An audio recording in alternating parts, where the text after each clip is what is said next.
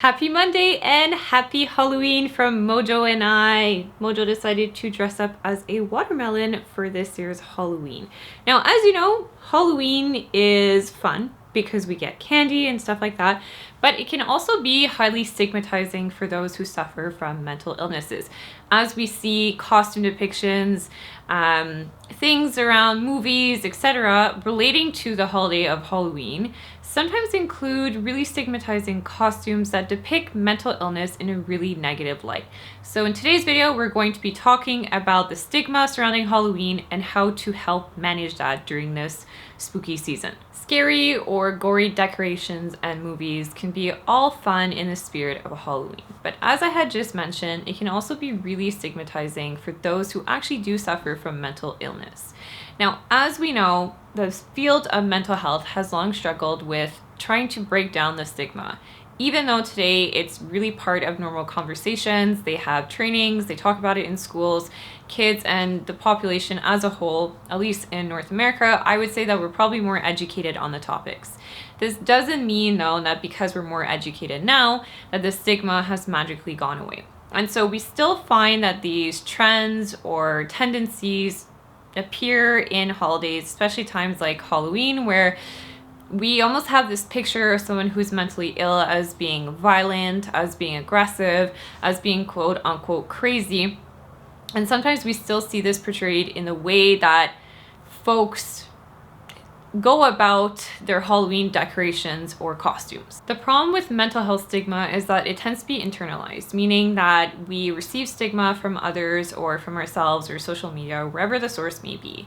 We internalize the feelings and thoughts, and it adds to the shame and embarrassment about our mental illness, which makes it less likely to talk about it. Now imagine this. You're driving home from work and then you see a neighbor or someone on your street who has decorated the outside of their house. And one of the decorations is a lifeless hanging body from a tree. While your neighbor might not think much about this because they are thinking, well, this is part of the Halloween spirit, it's supposed to be scary, it's supposed to scare the kids who are coming to trick or treat, this can be highly problematic because if you're someone who has experienced suicide maybe in your life, or you yourself struggle with suicidal ideation, seeing this portrayal as something that's quote normal and scary and just part of themed holiday and decorations can add to the stigma. It can almost make this thing that shouldn't happen, right? We want to avoid this at all costs, seem as though it's just part of a normal holiday decoration. And so we can start to think about it with this example specifically, right? You can start asking yourself, in what ways might I be contributing to the stigma surrounding Halloween? So whether that's decorations on your house, whether that's your costumes that you yourself choose or for your kids, think about one of the costumes as the classic crazy patient from the psychiatric ward who is in the restraining jacket, right? We can start to move away from those costumes into things.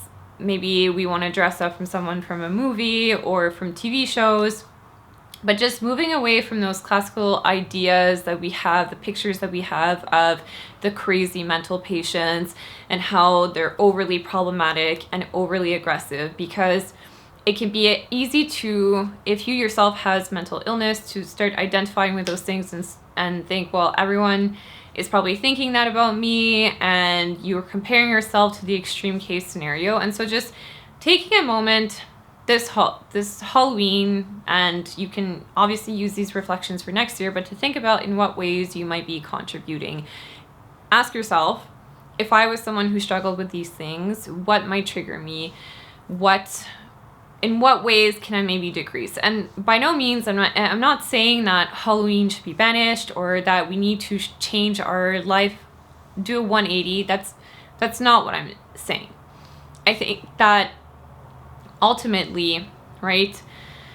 Well, this is an ongoing debate because some might argue, well, it's a responsibility of those who have the disorder to adapt to the world. And some might argue for the opposite, that it's up to the world to adapt to the needs of those with disorders. I fall somewhere in between, where I think that there's responsibility on both ends. It's not up to everyone to have deep down introspective conversations about maybe things that they're not even aware of. And this is why I'm making this video, is to hopefully plant a seed and start to get the conversation going about Halloween specifically, but also this extends to all the holidays, how Christmas time, for example, can be really hard for people who have complicated family situations, and it's not often something we think about.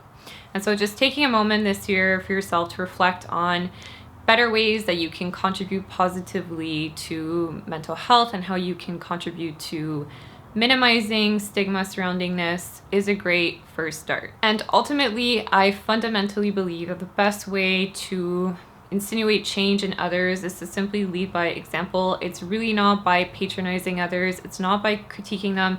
It's not by being this overly aggressive social justice warrior who screams at everyone and tells them you're wrong for your beliefs and you're wrong for doing this and this is this, and you put them apart. This only makes the problem worse. And so we don't want to try to end stigma by stigmatizing other people for what they're doing. We want to take a more wholesome approach and just start with yourself. Ask yourself these questions. See in what way you might have negative preconceptions about mental illness. Does it then extend to Halloween season? If so, how? If yes, then what can be changed? What is a comfortable level of change for you for just today? And when you start working with yourself like that, and maybe others notice it, this is a better way to insist change onto others. It's really just doing the work for yourself, embodying those things and leading by example. So overall, I'm really not encouraging you to take down the pumpkins and the scary spiders and cobwebs from your house. Absolutely not.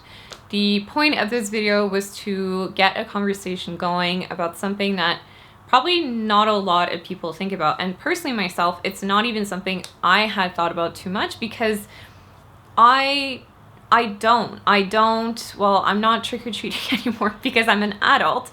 And so I'm like not as exposed to the Halloween stuff.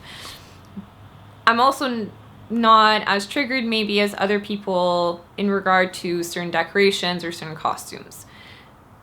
And so this was a good reflection for myself, and moving forward, I definitely planted a seed for myself, and I hope that some of you will take away some messages. On that note, enjoy your Halloween season. I hope that you get lots of candy and lots of chocolate today. Have an awesome week, and I'll see you next time for another episode of On the Line.